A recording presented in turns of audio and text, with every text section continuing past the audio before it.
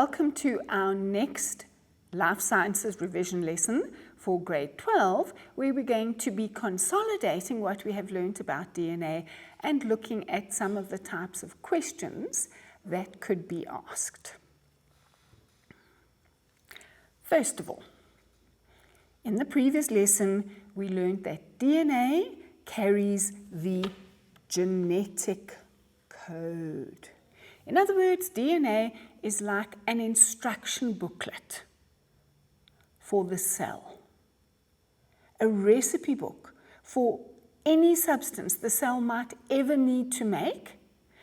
And that also covers what cells need to do, because remember, cells make proteins according to the DNA, and enzymes are also proteins. So everything the cell does is also contained on the DNA. Where is this code found? And that is where the code is. The code is in the order of bases on the DNA. And those bases make up 3-letter words. Okay, and those are the base triplets or codons that we learned about in the last lesson. Now, what is DNA made of? You should be familiar with this. DNA is made up of smaller units called nucleotides. Each nucleotide consists of a sugar, a phosphate, and one of 4 different types of nitrogenous bases. Now, sometimes you will see a diagram that looks like this. Other times, you will actually just see a square with the base attached to it. Don't let that confuse you. When the base is attached to a square, the square is simply saying this is where the sugar and the phosphate are. It's not something different, it's just a simplified diagram to actually help you understand what is going on. So, DNA is made up of nucleotides. So let's have a look and see how the nucleotides get put together. First of all, DNA has 4 bases: adenine, represented with an A, guanine, represented with a G, cytosine, represented with a C, and thymine, represented with a T. And if you have a look, you can see that because of their structure, because of their shape, C and G have to go together, and A and T have to go together. And we call those complementary bases because they fit into each other. So adenine to thymine and guanine to cytosine. Now, each base is joined to a deoxyribose molecule, which would be here, and the deoxyribose molecules are joined together by the phosphates, which would form the sides of the ladder. So the sides of the ladder are formed by the deoxyribose and the phosphate, and the entire ladder twists into a double helix shape.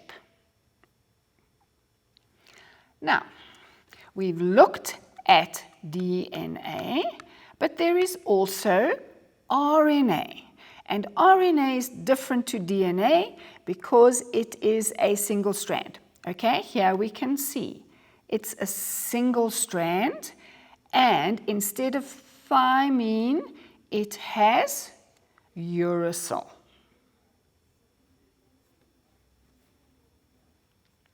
There are different types of DNA, of RNA, and we mentioned something about those in the last lesson.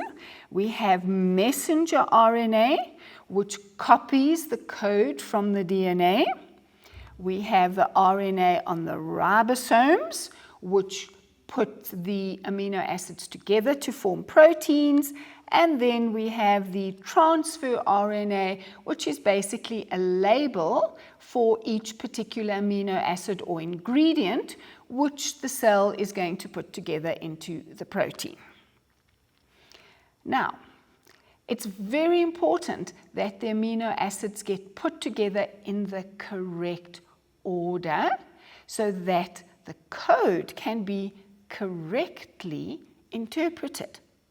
So, in each of your cells, you have got DNA. Every cell needs to have all the DNA with all the instructions on how to do everything a cell will ever need. So, when a cell divides, it has to be very careful that it copies that DNA code exactly. And that is called the replication of DNA. And we want the copies to be absolutely perfect, because remember, this is the recipe that the cell is going to be reading when it's going to be making a protein that it needs. So it's got to be absolutely correct. So we're now looking at replication of DNA, and we're looking at it in this simple form. Okay, here is our piece of DNA, and the hydrogen bonds between the bases here are broken by an enzyme, and the two strands of DNA separate. Then, floating around in the nucleus, we always have lots of spare nucleotides, free nucleotides, and they would come along and they would join to their complementary bases. And that's how the DNA can make an exact copy, because the bases are complementary. Once the bases have lined up opposite their complementary partner, you can see what's happening here. These sugar and phosphate bonds are forming, and we will then have two separate strands of DNA. And if you look, exact copies. If the copy isn't exact, then we have something called a mutation, and that causes problems when the cell is actually trying to make a protein that it needs.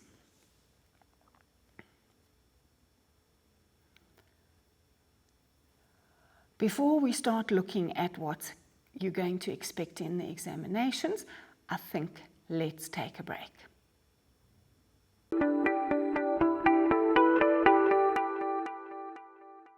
Welcome back. I hope that break has refreshed your brain a little bit, because what we're now going to be looking at is what can you expect in the examinations? What types of questions can be asked?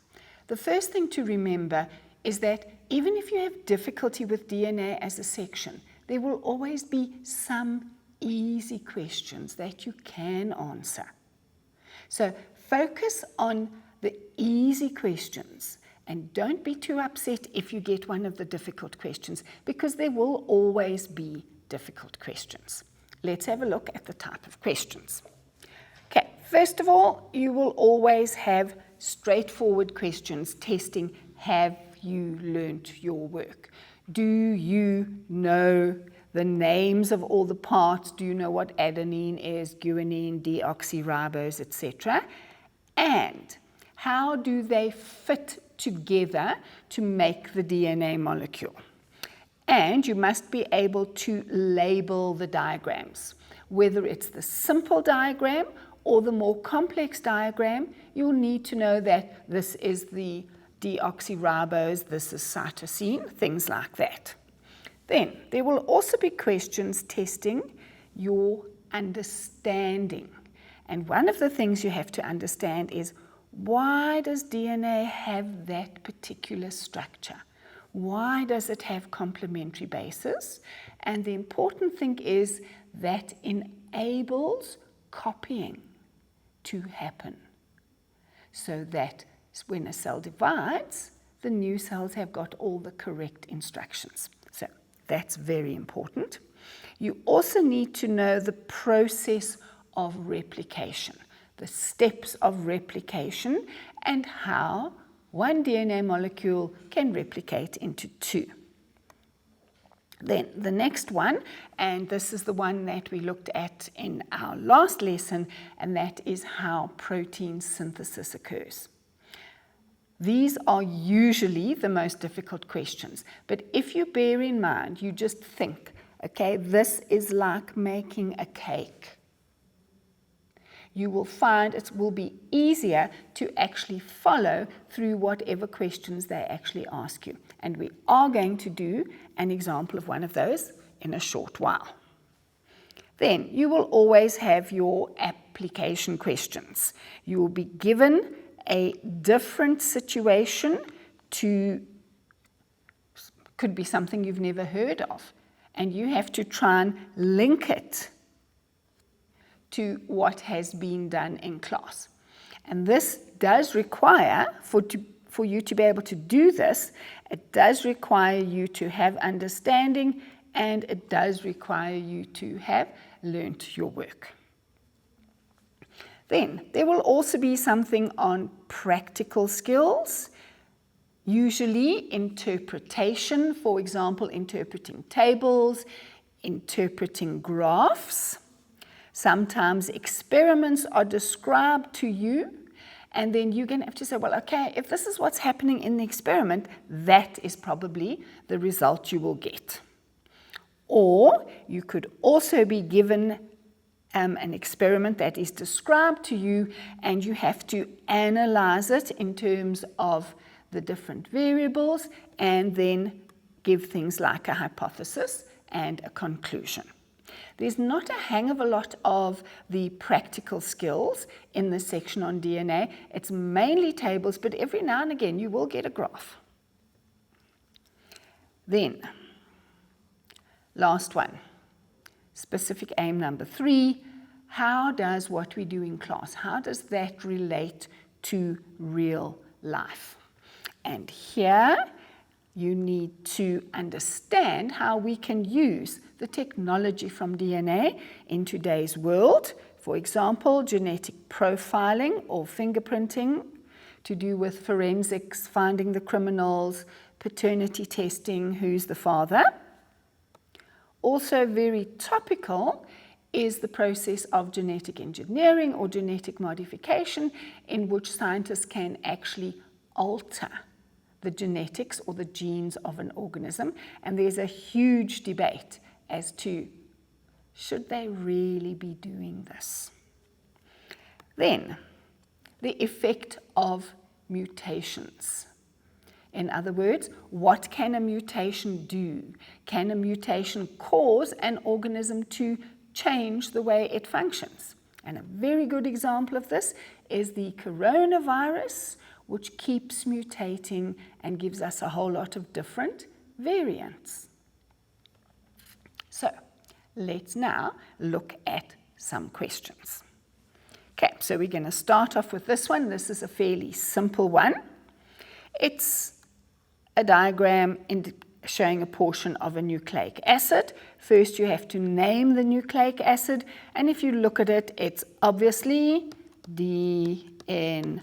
And how do we know that? Because it is 2 chains joined together at the bases.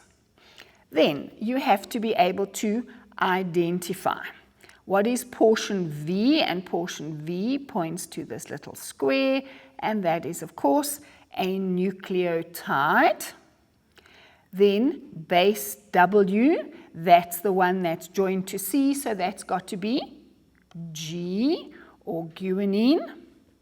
What is molecule Y? There's molecule Y, and that's got to be a P or a phosphate. And then bond Z, that's the bond between the 2 bases, and that is a hydrogen bond, which can easily be broken. Next, what is the natural shape of this molecule? Double helix. Now, where do we find this nucleic acid? Name 2 places in animal cells. Hold on a minute. It's found in the nucleus. Where else is it found? You should have heard of mitochondrial DNA because in the mitochondria there is a small little ring of DNA, so it's also found in the mitochondria. Then next, name the process during which this molecule makes a copy of itself. So the name of the process is replication, and then describing it would be those 5 steps of showing how the enzyme breaks the hydrogen bonds, the free nucleotides come and join their complementary bases, exactly what we were speaking about just before the break. Now, this is an easy question. Now we start getting to questions which are a little more difficult.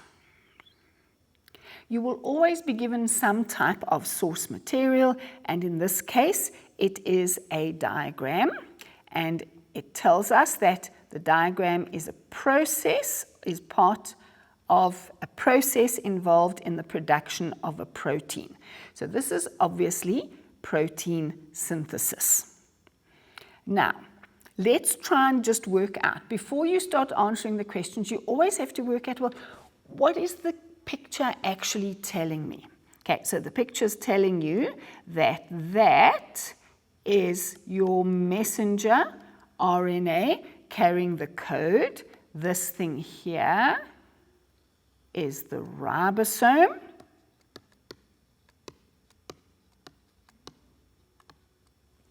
Because it's protein synthesis, that is your amino acid chain. Oops.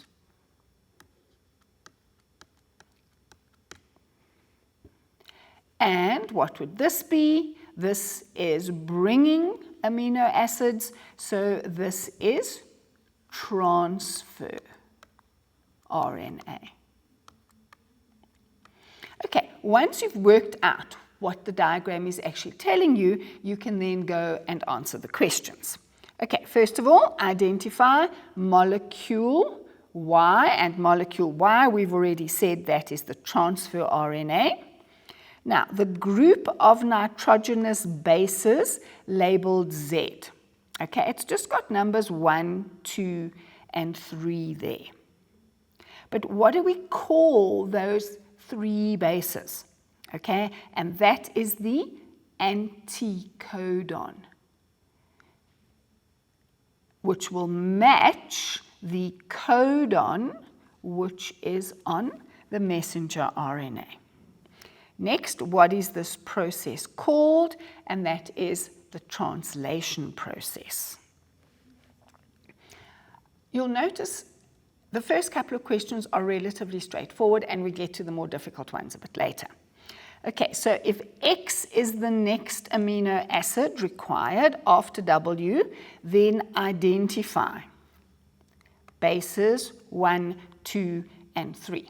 And to do this, you have to understand that that transfer RNA molecule is going to be bringing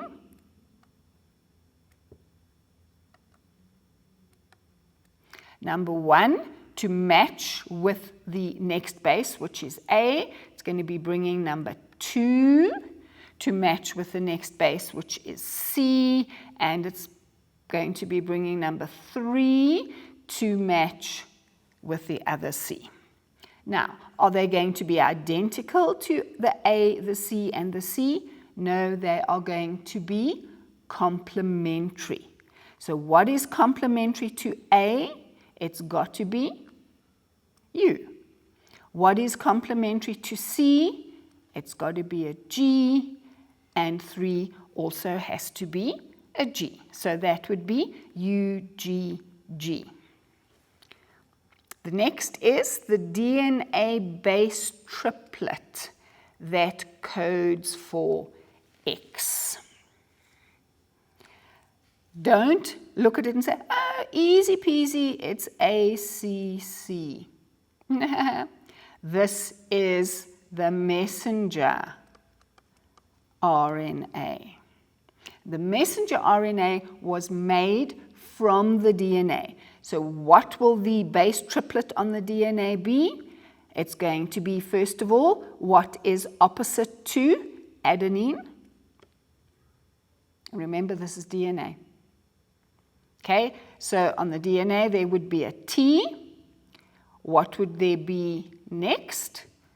To match with the C, there would be a G. And what would be next? Also a G.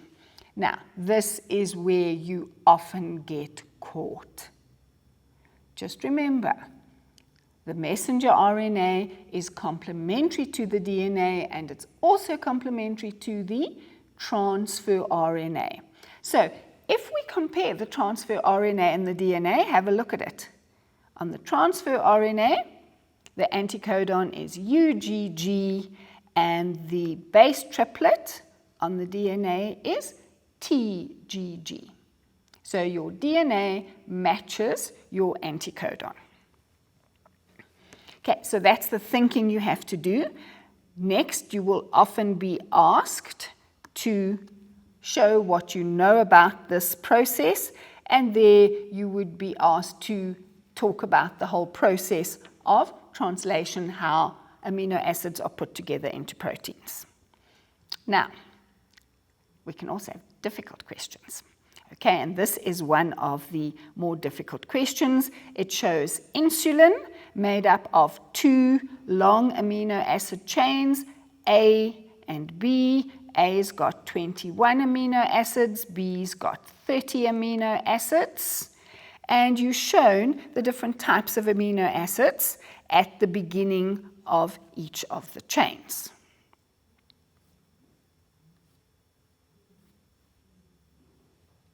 I don't know why that's not working.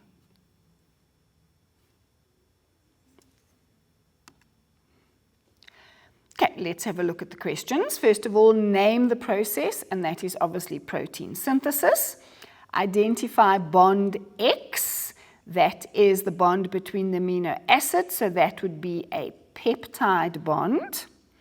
Then, how many bases would code for the amino acids in chain A? Chain A has 21 amino acids, and each one of them is coded for by 3 bases, so it would be 63.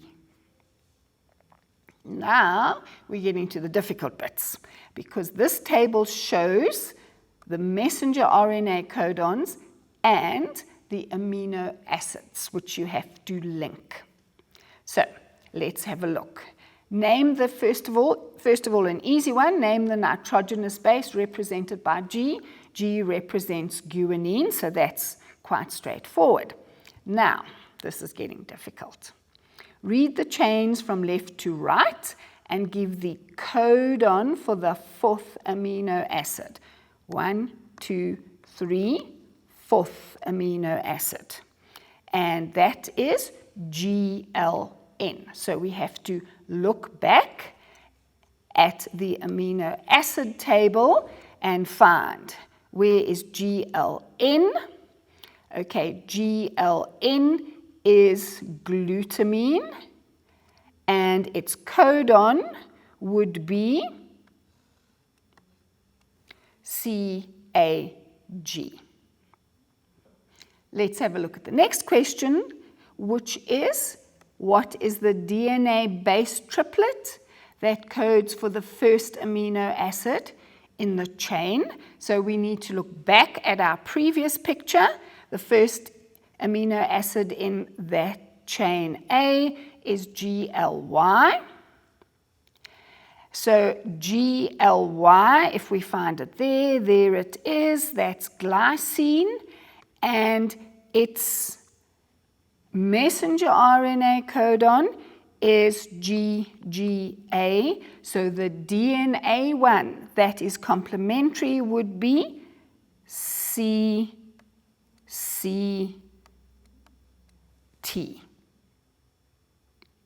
So in reality, working with these tables and the different amino acids isn't that difficult after all.